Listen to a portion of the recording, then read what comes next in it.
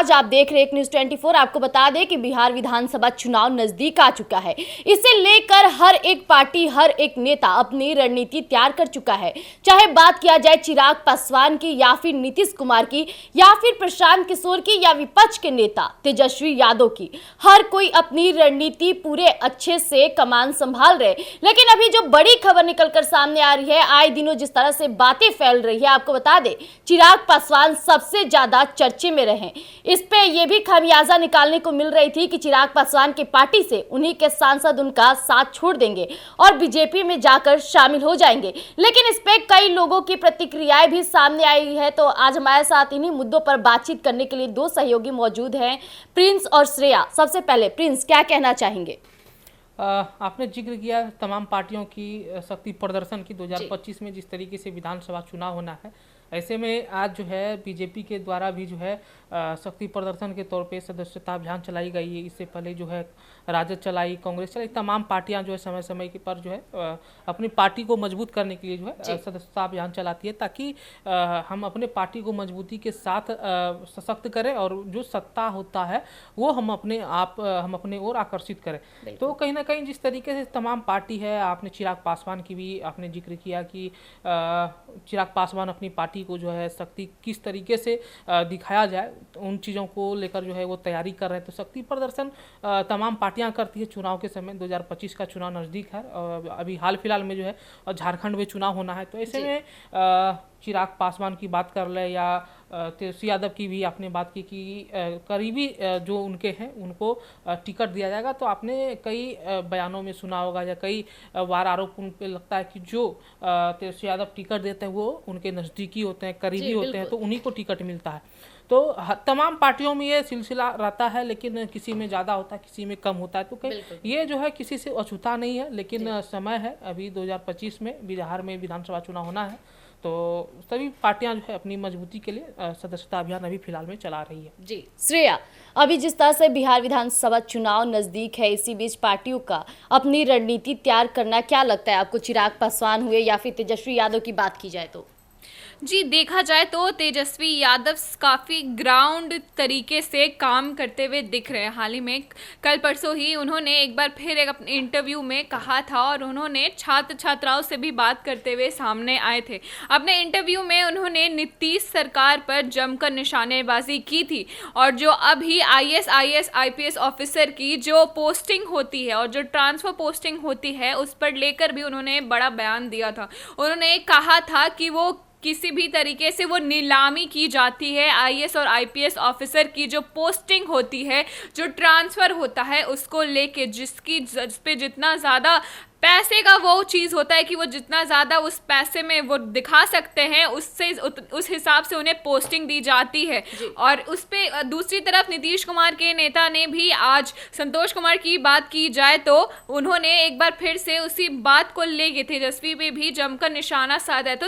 तो देखा जाए तो सियासी माहौल काफ़ी तेज़ देखा जा रहा है। लोग एक दूसरे पे जमकर पलटवार कर रहे हैं और बयानबाजी देखी जा रही है। दूसरी तरफ अगर चिराग पासवान की बात की जाए तो जैसा कि देखा जा रहा है कि बीजेपी ने उनके खिलाफ एक बड़ा दांव खेला है।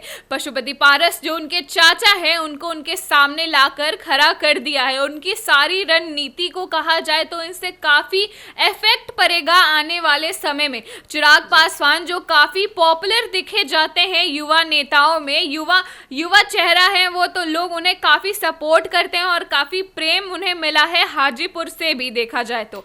पर वहीं पे जब पशुपति पारस जी सामने आते हैं तो वो एक काफ़ी एक्सपीरियंस नेता माने जाते हैं और लोगों का उनका एक भरोसा है उन पर।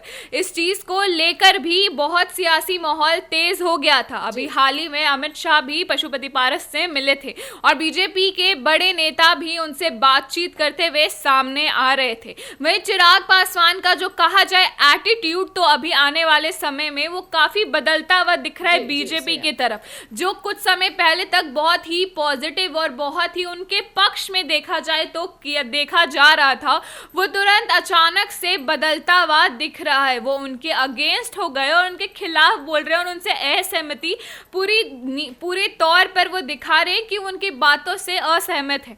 तो इस चीज पर बीजेपी का भी एक खेल ये होगा कि अगर वो पशुपति पारस के साथ जाते हैं तो वो इसके लिए चिराग पासवान के खिलाफ वो एक मोहरे की तरह उन्हें इस्तेमाल कर सकते हैं। और इस चीज पर वो अभी देखा जाए तो चिराग पासवान पे उतना उन्हें नहीं लगता है कि वो भरोसा दिखा सकते हैं। तो मुझे लगता है कि चिराग पासवान की जो देखा जाए कि विधानसभा पे बात की जाए तो उनको लिए ये काफी प्रॉब्लमैटिक होने वाला है और आने वाले समय में देखा जाए तो चिराग पासवान को काफी मुश्किलें देखनी पड़ सकती है। जी यहाँ पे मैं बोलना चाहूंगा, जिस तरीके से श्रेया ने जिक्र किया कि तेजस्वी यादव लगातार कह रहे हैं कि नीतीश कुमार पे ट्रांसफर पोस्टिंग को लेकर सवाल खड़े कर रहे हैं, तो कहीं ना कहीं अभी तक जो मुख्यमंत्री का कार्यकाल 20 साल के करीब होने वाला है, उन पर किसी भी प्रकार का अभी तक नीतीश कुमार पर दाग नहीं लगा। स्वच्छ छवि के नेता हैं ये तेजस्वी यादव कह रहे हैं कि ट्रांसफर पोस्टिंग में उनके कार्यकाल में जो है बहुत ज़्यादा क्या कहते हैं घपलाबाजी किया हुआ। लेकिन फिर अगर हम बात कर लेंगे कि जिस तरीके से उनके कार्यकाल, उनके माता पिता के जो कार्यकाल थे, उन चीज़ों को अगर आप फिर जिक्र करेंगे तो कहीं ना कहीं तेजस्वी यादव उसमें जो है फंसता हुआ नजर आएंगे। तो कहीं ना कहीं जिस तरीके से तेजस्वी यादव पलटवार कर रहे हैं, वो चाह रहे हैं ना कि किस तरीके से लोगों को अपने ओर आकर्षित करें। तो कहीं ना कहीं ये जो है दबाव वाली पॉलिटिक्स होती है। तो कहीं ना कहीं अभी ये राजनीति जो है अभी दबाव वाली ही की जाएगी, क्योंकि अभी सभी पार्टियों में जो तोड़ फोड़ और जोड़ने का जो काम है वो चलता रहेगा, क्योंकि विधानसभा नज़दीक है। और फिर इन्होंने जिक्र किया चिराग पासवान की, पशुपति पारस जो उनके चाचा हैं, अब उनको तवज्जो बिहार में मिलना शुरू हो गया है। तो आज का आपने बयान देखा होगा चिराग पासवान का, जब वो अपने आवास पे गए थे किदवईपुरी, तो वहाँ पे उन्होंने बोला था कि जिस तरीके से एनडीए लगातार महिलाओं की सुरक्षा की बात कर रही है, एनडीए की विचारधारा जिस तरीके से है, उस विचारधारा पर ही हम लोग चलेंगे। तो कहीं ना कहीं वो रुख जो था उनका चाचा के लिए, जो जिस तरीके से हम लोग मायने नहीं उतना क्लियर करके बता पाएंगे, क्योंकि चाचा के साथ संबंध का बात है, तो इसलिए मुझे लगता है आज उनका तेवर जो है थोड़ा सा जो है लगा मुझे कि बदला है। और एनडीए के जो नीति है उन्हीं चीजों को लेकर वो दोहराते हुए नजर आ रहे थे। क्या वो लगाव सकारात्मक था या फिर मतलब कुछ बदले विचार नजर आए? देखिए, जिस तरीके से वो पहले कह रहे थे ना कि हम जो है एनडीए के केंद्र में गठबंधन से हैं, राज्य में नहीं है, लेकिन आज के अगर आप बयानों को देखिएगा तो उसमें साफ लगता है कि एनडीए जिस तरीके से उनको नज़रअंदाज कर रही थी विधानसभा चुनाव को लेकर, अब वो जो है नर्व पड़ते हुए आ रहे हैं, क्योंकि एनडीए का रुख जो है उनके चाचा पशुपति पारस की तरफ है। कहीं ना कहीं इनको समझ में आ गया है कि अब अगर हम लोग ज़्यादा अगर विस्तृत रूप से अगर विरोध करते हैं एनडीए की विचारधारा का, तो कहीं ना कहीं हमें जो है नुकसान होने वाला है। अब जो है वो नरम पड़ते हुए आ रहे हैं। कहीं ना कहीं ये निश्चित रूप से है कि पशुपति पारस इस विधानसभा चुनाव में मैदान में उतरेंगे और अच्छी खासी सीटों से उतरेंगे। तो कहीं ना कहीं पासवान समाज को साधने का जो कोशिश है वो बिल्कुल रूप से की जाएगी।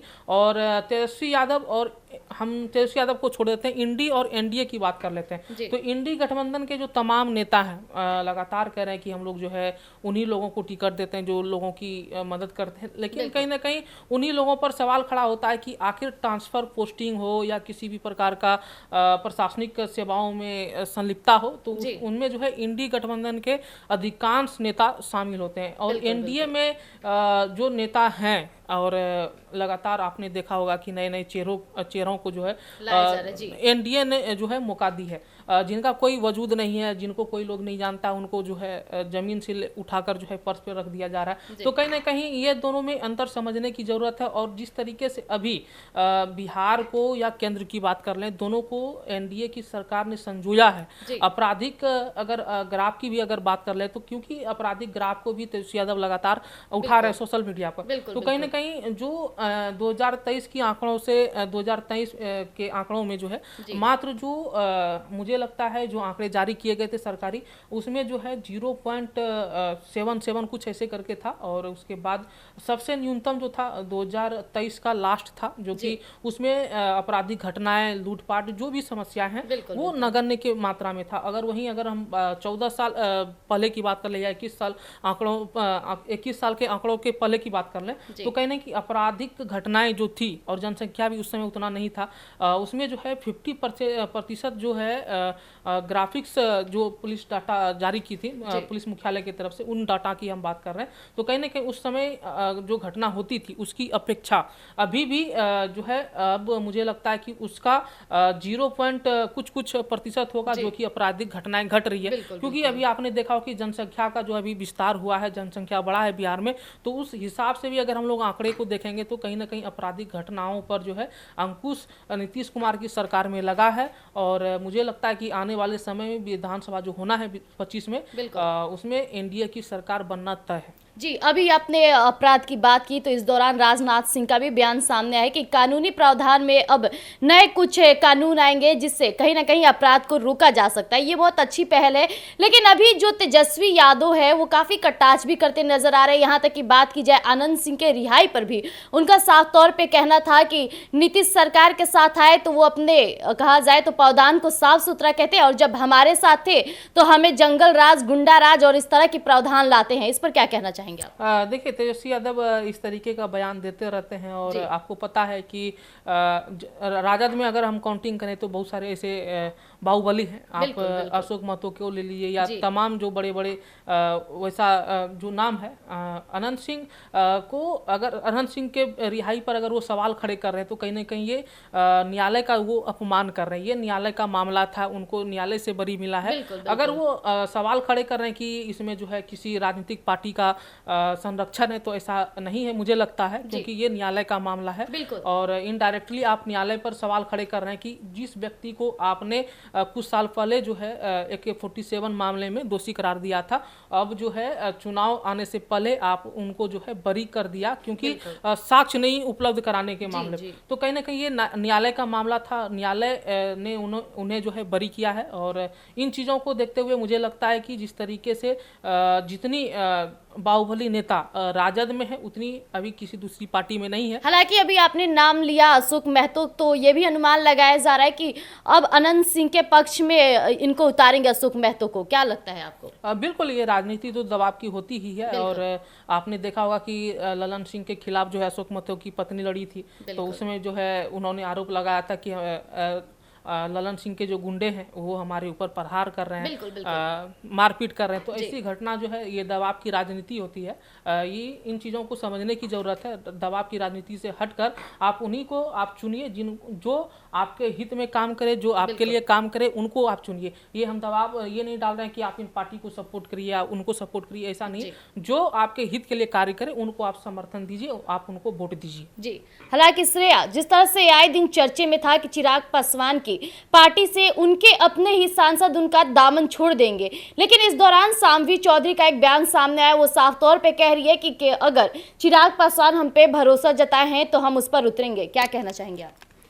जी, देखा जाए तो अभी चिराग पासवान का रुख कहा जाए तो बीजेपी की तरफ बदल रहा है। हालांकि अभी जो रांची में उनकी जो कार्यकारिणी की बैठक हुई थी, उसमें भी जब उनके सारे सांसद पहुंचे थे, एक बहुत कम शॉर्ट नोटिस पे देखा जाए तो वो बैठक की गई थी, और उस पे उनके जब सांसद वहां पहुंचे थे तब ये बात सामने आ चुकी थी, ये क्लियर हो चुकी थी कि उनके सांसद उनका साथ देंगे। पर ये बीच में ये भी बात सामने आई थी कि वहां उनके बैठक में जो उनके तो देखा जाए तो जो उनके सांसद है वो उन्हें छोड़ सकते हैं, क्योंकि चिराग पासवान का जो कहा जाए तो अभी हाल ही में बहुत ही नेगेटिव तरीके से वो सामने आ रहे थे जब वो बीजेपी अपनी ही पार्टी के खिलाफ बयानबाजी कर रहे थे।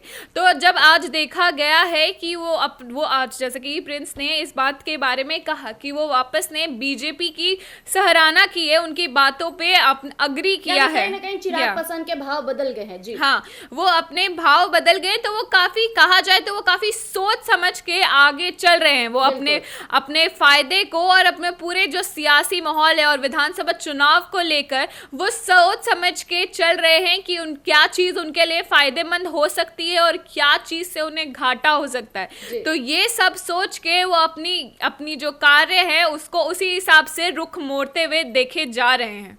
हालांकि प्रिंस जी, अभी जो खबरें निकलकर सामने आ रही है कि कहीं ना कहीं एक तरफ तो बात होती है चिराग पासवान, तेजस्वी यादव, पशुपति पारस, नीतीश सरकार की, लेकिन प्रशांत किशोर सबसे ज्यादा चर्चे में बने हैं। आखिर कारण क्या है? क्या ऐसा कर रहे प्रशांत किशोर? इस बार की रणनीति किस तरह से तैयार करें, क्योंकि वो खुद एक रणनीतिकार हैं। क्या कहना चाहेंगे? देखिए, वो हम सबसे पहले हम बताना चाहेंगे, प्रशांत किशोर का आपने जिक्र किया। जी। वो एक पीआर एजेंसी के मालिक थे, पीआर का काम करते थे, सत्ता बनाने के लिए जो है वो जाने जाते हैं। जी। आपने देखा होगा कि जिस तरीके से 2014 में नरेंद्र मोदी की केंद्र में सरकार बनी, उनकी अहम भूमिका है। और बिहार में अगर बात कर लें तो नीतीश कुमार की जो सात निश्चय योजना है उन्हीं का बनाया हुआ है। तो कहीं ना कहीं नीतीश की सरकार भी उन्होंने बनाया है। और अभी जिस तरीके से वो चर्चा में बने हैं, आपने भी देखा होगा कि सोशल मीडिया का भी जमाना है और सोशल मीडिया के वो तो खिलाड़ी हैं, तो कहीं ना कहीं अभी चर्चा का केंद्र वो बनेंगे। और मुझे यह भी नहीं लग रहा है कि जिस तरीके से मैनिफेस्टो वो जारी कर रहे हैं कि महिलाओं को हम इतना सीट देंगे या युवाओं को सीट देंगे और किसी भी व्यक्ति को हम उठा करके जो उनको टिकट दे देंगे। और 2 अक्टूबर को उनकी पार्टी का गठन भी है। तो कहीं ना कहीं उनको अभी स्थापित होने में बिहार में जो है अभी समय लगेगा। हो सकता है कि 2025 के विधानसभा में वो किसी पार्टी को जो है व्यक्तिगत नुकसान पहुंचाने का काम कर सकता है। और हो सकता है ये भी हम मान के चल सकते हैं कि 2-4 सीट जो है जनसुराज पार्टी जो है वो ला सकती है। तो ऐसे में हम कह सकते हैं कि अभी जिस तरीके से रुख एनडीए का और इंडी का है उसमें स्थापित अपने आप को प्रशांत किशोर कर लेंगे। और कुछ ही समय में ये मुझे नहीं लगता कि कहीं से संभव है और अभी उनके लिए बहुत ही मुश्किल का समय होगा, क्योंकि ये पहला अटेम्प्ट उनका बिहार में है। बिहार की राजनीति जो है समझने में लोगों को कई साल लग जाते हैं। तो कहीं ना कहीं अभी प्रशांत किशोर जो है मुझे लगता है कि 2025 के विधानसभा चुनाव में वो अपने आप को स्थापित नहीं कर पाएंगे। जी श्रेया, आपसे आखिरी सवाल है, जिस तरह से प्रशांत किशोर युवाओं को खुलेआम ऑफर कर रहे हैं, तो क्या जिस तरह से अभी युवा वर्ग के लोगों को अपनी शिक्षा पे ध्यान देना चाहिए, लेकिन प्रशांत किशोर उन्हें राजनीति में लाने का ऑफर दे रहे हैं, तो ये संदेश कितना सही है हमारे समाज के लिए और कहा जाए तो युवा वर्ग के लोगों के लिए? जी, अभी हाल ही में एक उनका बड़ा बयान सामने आया था जिसमें वो मुस्लिम जाति के ऊपर टारगेट करते हुए नजर आ रहे थे। उन्होंने युवा को अपने एक ऑफर देते हुए सामने आए हैं और जो इसमें वो कह रहे हैं कि वो युवा नेता अगर वो उनके साथ जुड़ते हैं तो उसे प्रशिक्षण देंगे और उसके साथ ही साथ उनका ख्याल रखेंगे, उनको किसी तरीके की दिक्कत नहीं होने देंगे। इस तरीके का दिलासा दिया जा रहा है उनकी ओर से। तो ये चीज़ सामने आते हुए नजर आती है कि वो किसी भी हद में युवा चेहरा को सामने लाना चाहते हैं। वो ये भी देखना चाहते हैं कि जैसे कि आजकल युवा नेता जैसे चिराग पासवान हो या फिर कोई और युवा नेता काफी ट्रेंड में चल रहे हैं, क्योंकि युवा को वो अपने तरफ आकर्षित करते हैं और लोग उन पे नई सोच पर नई अपनायत के साथ सामने आते हुए नजर आते हैं।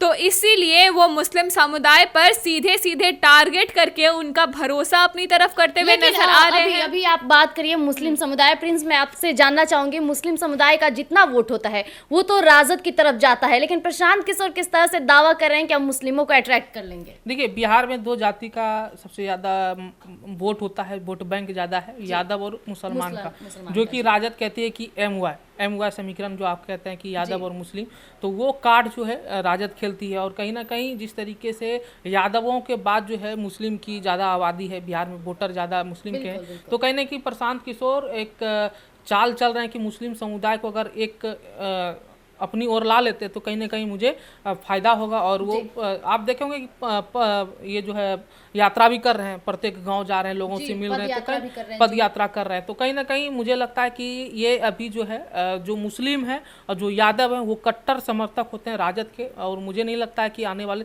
हाँ कुछ वैसे हैं जो कि किसी बीजेपी में भी हैं, जदयू में भी हैं, हो सकता है कि जनसुराज में भी जुड़े हों, लेकिन मुस्लिम और यादव की अगर वोट बैंक की बात करें तो यादवों की और मुस्लिम की वोटों को टारगेट करने के लिए, समझने के लिए जो है अभी प्रशांत किशोर को ये जो है अभी उनको दिक्कत होगा, क्योंकि लालू प्रसाद यादव लगातार मुस्लिम के हितैषी भी माने जाते हैं, उनके चाणक्य भी कहे जाते हैं। तो कहीं ना कहीं अभी चाणक्य मुस्लिम समुदाय के, यादव समुदाय के बाहर हैं। तो मुझे नहीं लगता कि प्रशांत किशोर मुस्लिम वोट को जो है अपने ओर आकर्षित करने में जो है वो सफल हो पाएंगे अभी फिलहाल। जी, क्या लगता है श्रेया?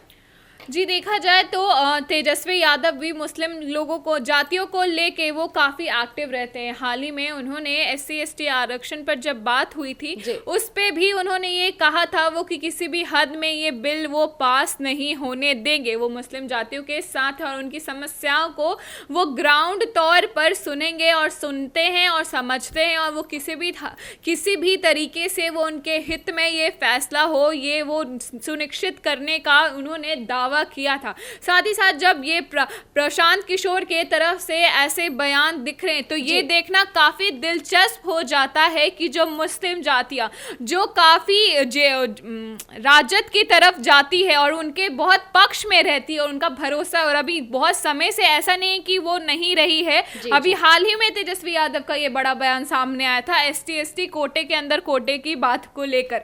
तो इसमें जब प्रशांत किशोर, अगर उनका कहा जाए तो वोट बैंक अपनी ओर आकर्षित करने का जब ये तरीका अपना रहे हैं तो ये कितना सफल होगा और कितना नहीं, ये आने वाले विधानसभा देखने में जरूर देखने वाली बात होगी। तो जैसा कि अभी आज हमने तमाम मुद्दों पर बातचीत की, हमने हर एक रणनीतिकार से लेकर कहा जाए तो केंद्रीय मंत्री, यहाँ तक कि नीतीश सरकार को लेकर पशुपति पारस और बड़े बड़े विपक्ष के नेताओं का भी खुलासा किया। हमने बातों के जरिए ये पता किया कि इस बार बिहार विधानसभा की रणनीति जो तैयार हो रही है, किन मुद्दों पर हो रही है, किन आधार पर हो रही है। तो तब तक के लिए इजाजत लेना चाहेंगे। ऐसे तमाम खबरों के लिए आप बने रहिएगा एक न्यूज़ 24 पर। धन्यवाद।